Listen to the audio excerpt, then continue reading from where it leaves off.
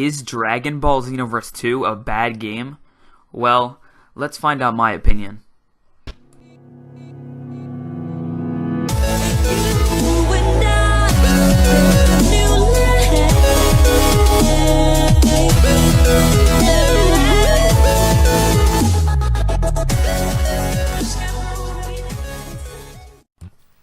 Hey, what is up guys? How are you all doing today? I know it's been a long time since I made an actual full video, and I apologize for that. After I stopped making videos, I decided to start streaming on Twitch. Although I released a sneak peek on the Icy Clan video, that was old and I probably won't make the full video. Don't worry though, because I plan on returning to YouTube with a big project soon. Alright, since I haven't made a video in so long, I decided that talking about Xenoverse 2 would be a good way to come back. So in this video, I will be giving my opinion on Dragon Ball Xenoverse 2 entirely. That includes talking about the game itself and its community. Due to me just returning to YouTube, this video probably won't have much editing in it. In the future, I plan on putting more time into my videos. But without further ado, let's start this video by talking about the story mode in Xenoverse 2.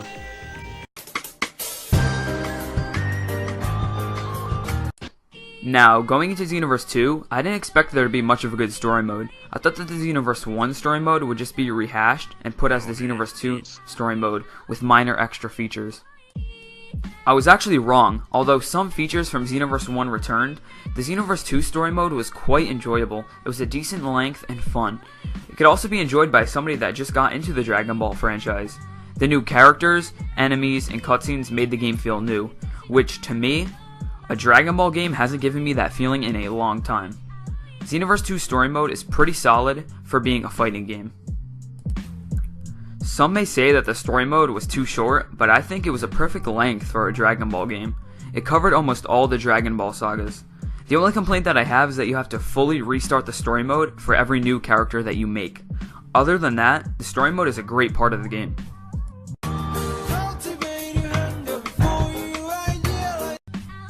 Just to let you guys know, I'll be including online raids during this segment because I feel that they are a part of expert missions. But before we talk about expert missions, I'm going to briefly go over the parallel quests in this game. I was a bit disappointed when I originally saw the parallel quests in Xenoverse 2, mostly because a majority of the parallel quests are just the same quests from Xenoverse 1 with minor changes. Once I started playing the newly added parallel quests, I started to enjoy them. They're a great way to play against computers online with your friends. The new quests are also more challenging, which is something I was looking forward to. The DLC quests are also very good to play with friends and try to obtain new skills and clothing. Now on to expert missions, which is something I've been eager to talk about. When I first saw expert missions, I was hyped. When the game actually came out, the hype didn't go away because the expert missions were just as good as they first appeared to be. The early expert missions you do are fairly easy, but the farther you get, the more challenging they get. I personally feel that expert missions are the most fun thing to do with friends in Xenoverse 2. Not only do you get new skills to use online, but you also get a lot of XP to increase your character's level. With this recent update, 2 new expert missions were added, and they are great. Raids are a new addition to the Xenoverse franchise. They are just like expert missions, but only last for a certain amount of time, and you get prizes based off of your online rank. Although I find raids fun, they are a bit controversial. Some people think that the rewards are bad and others don't mind the rewards. I'm sort of in the middle when it comes to raid prizes. I wish that they'd be better, but I also can't complain because at least we're getting something for doing the raids. Aside from the prizes, raids are a very good addition to Xenoverse 2. The Frieza Siege is another online event you could do in Xenoverse 2. The premise of the Frieza Siege is that Frieza invades Kanton City and you have to protect it.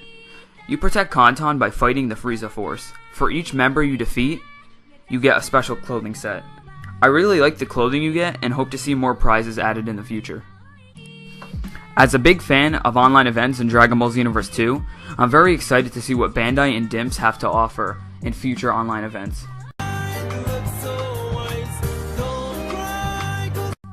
Online PvP is a big topic and very controversial in Dragon Ball Xenoverse 2.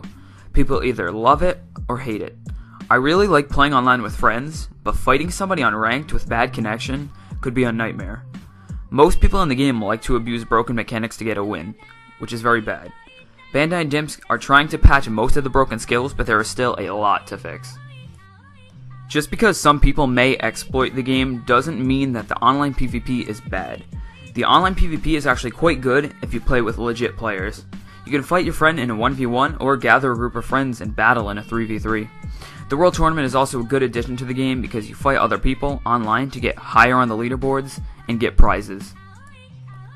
Xenoverse 2 can be considered as a bad PvP game, but in my opinion I think that it is pretty good as long as you play with the right group of people. A lot of improvements can be made, and Bandai and Dimps are trying to patch as many things as possible. Online PvP can be perfect if Bandai and Dimps fix the broken mechanics. We'll just have to wait until it happens.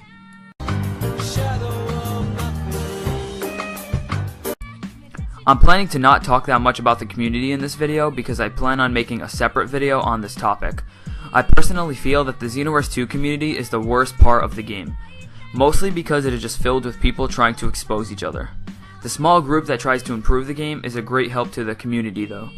The bigger YouTubers also promote the game in a positive way, which is amazing for the game's success. The more popular the game gets, the bigger the chance of us Xenoverse fans getting another sequel. Is Xenoverse 2 a bad game? In my opinion, I'm going to have to say no. It is a fun experience for anybody and is worth buying. Overall, I am going to rate Xenoverse 2 as an A-. The rating could be raised if patches come out for broken mechanics on the online PvP side of the game. But yes guys, that is my review for Dragon Ball Xenoverse 2. I hope you guys enjoyed and thanks for watching. I shall see you guys in the next video. I'm always with you.